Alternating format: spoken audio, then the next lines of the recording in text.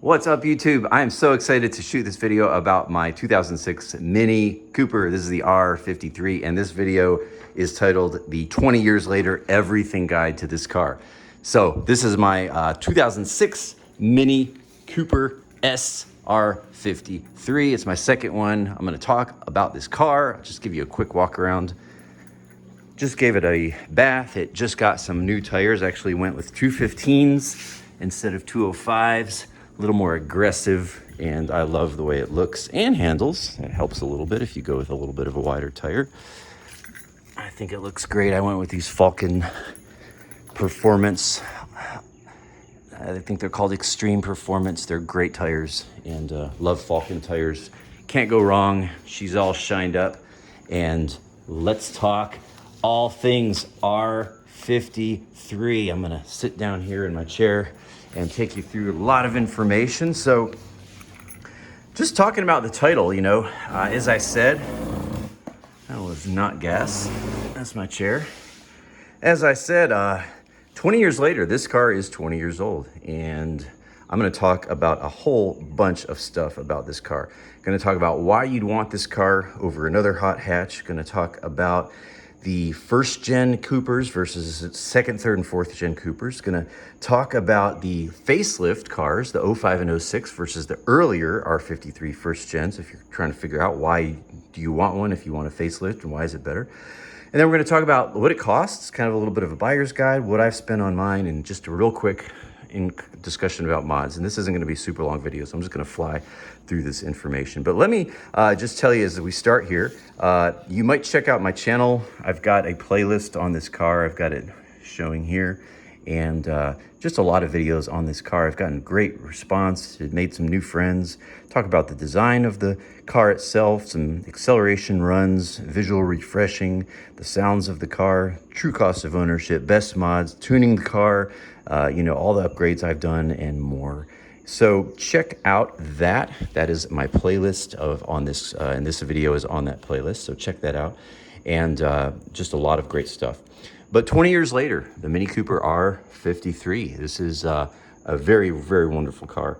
And so let's just start. And why would you want this car? And I'm going to say it's because it's a different type of vehicle than a lot of the other hot hatches out there. It is supercharged, so you have turbocharged, quick power, comes and goes. You have VTEC lift cars with a second cam that gets that high RPM experience. You have V8s that has that all-around power, especially up in the top end of the RPMs. But the supercharger is a very different feel than any of those, and that's what these S's mean all in the car. S stands for supercharged.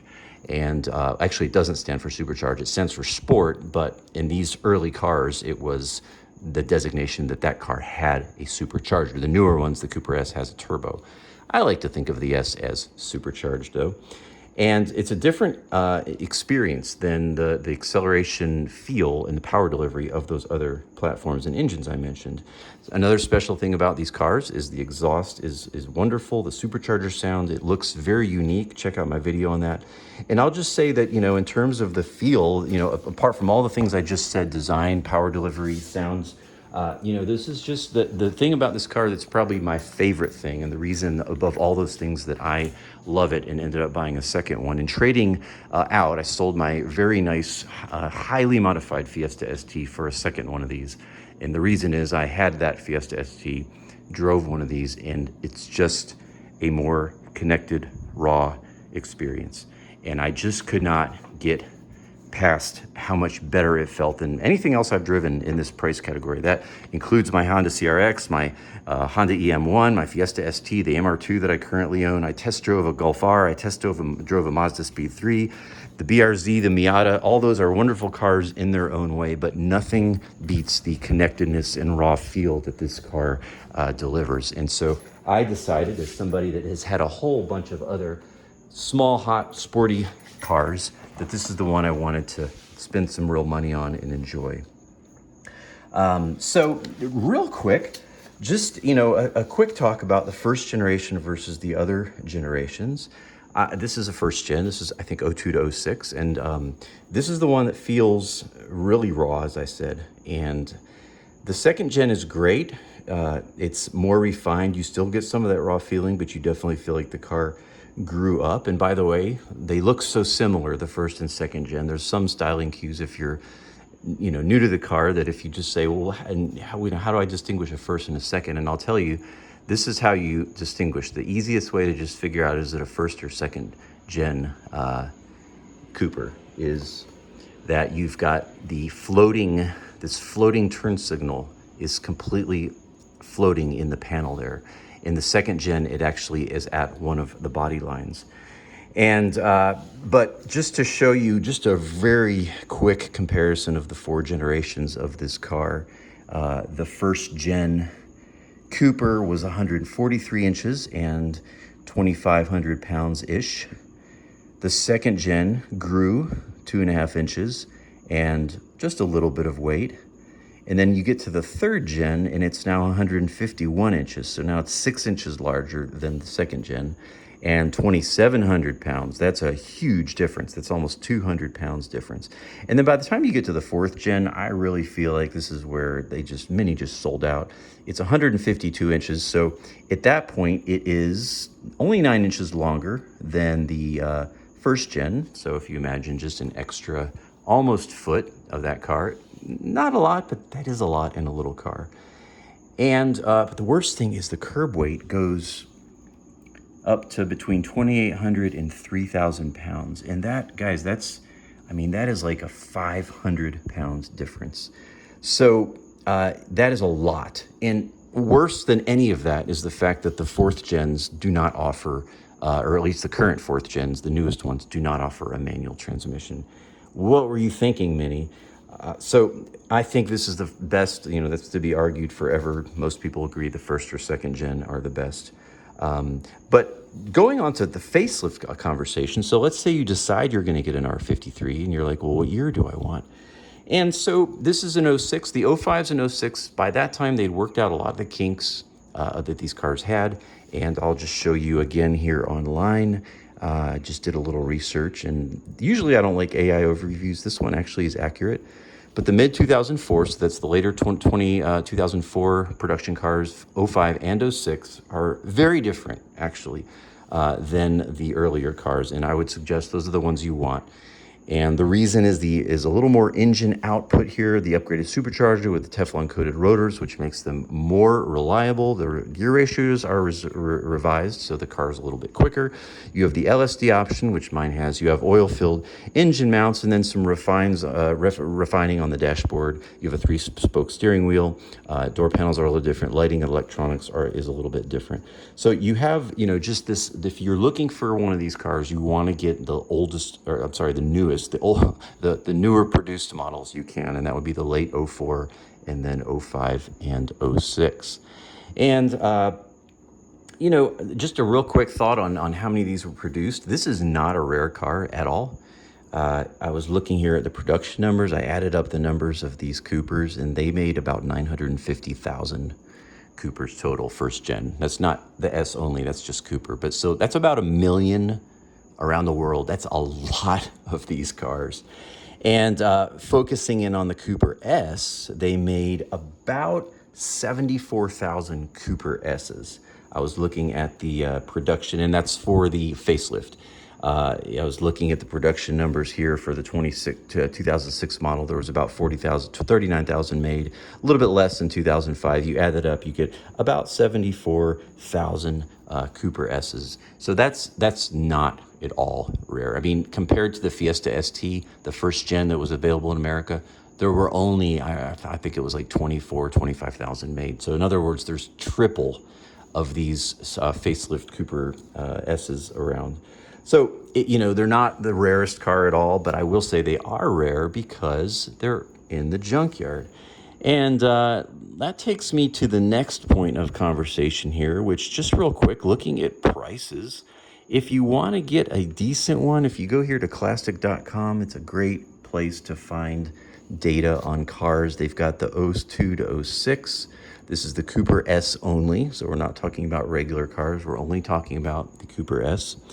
And some interesting data here. You've got the average price is coming in at about $10,000. This is cars that were auctioned. So It's gone down from that. It's now at 9,000. And, you know, you got your lowest sale and your top sale. But this is just a measurement of auctions all around.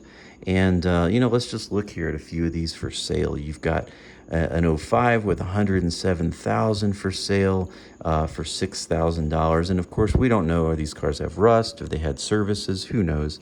But there's just some real interesting data. Here's a first pre-facelift with only 64,000 that sold for that's for sale for 10,000. They're never going to get that for it. But then you start looking at some of these auction prices, and you realize these are fetching some real money. This is an 06 with 132,000 miles. That's not low miles. It's not high, but it's not low, and it fetched $7,000. And then just kind of going down through here, you just see a bunch more. Here's another one that had 127,000 miles. It fetched 7,500 on Cars and Bids. And there's some surprising numbers in here as well. There's an 06 like mine with 78,000 miles that fetched 10,000. Again, we don't know, was the supercharger oil changed? You know, how was the service record like? What were the oil leaks? How many were there or not? Et cetera, et cetera. And so there's all kinds of variables that go into these questions with these cars. But, you know, the point is you can get a good one really for close to 10, maybe a little under 10 or a little over 10, but depending on what you're willing to deal with in terms of mileage. Here's an 06 that was modified with only 10,000 miles that sold for $20,000. And just look at one or two more of these. You get the idea. I mean, they're, you know, cheapos are 5,000 with a ton of miles, not in good shape. Good ones with lower mileage are more 10, 11, $12,000. So, you know, the price range is everywhere. And what I spent on this car had 115,000 miles when I bought it. It had $6,200 of factory options. Check my videos. I've got information about what those were. Basically, this car came with every option you could get. And it also had about $7,000 of what are considered the best mods for these cars. And I paid about $8,000, I think it was $8,600 for this car in that condition. And the car is, as I showed you at the beginning, it's immaculate. The clutch had already been done. And I've spent a little more since then. I had the supercharger oil change. It's got a new radiator, had some oil leaks addressed. Did a whole bunch of stuff myself on the car to, you know, add some improvements. So my I guess sort of in conclusion, is this buyer's guide. You can get a cheap one of these that probably has some rust. It probably has not had the supercharger oil changed. It might need a clutch. It's probably beat. It's probably leaking oil from 5 or 6 different spots. You can get those cars all day long for 5,000 or 6,000, or you can hop up to that 8, 9, 10, 11, 12,000 and get a car like this that is in impeccable shape, has, you know, service is done. I will say, if you're still watching, the supercharger oil change is very important. This car, as I said, it only had 115,000 miles when I bought it. First thing I did was have that changed. And of the two, there's 2 ports. One of them was full. The oil was kind of starting to get brown. The other one was almost empty of oil. So I'm so glad I did that. And very important. But when you think about pricing, you got to think about all these different little factors and variables. And that's my thoughts on the Cooper buyer's guide. Hope this helps you. If you're looking for one, don't settle for a car that's beat. Get something that's been loved and taken care of, and it will treat you well. Leave me questions if you have them. Peace. Thanks for watching. God bless you.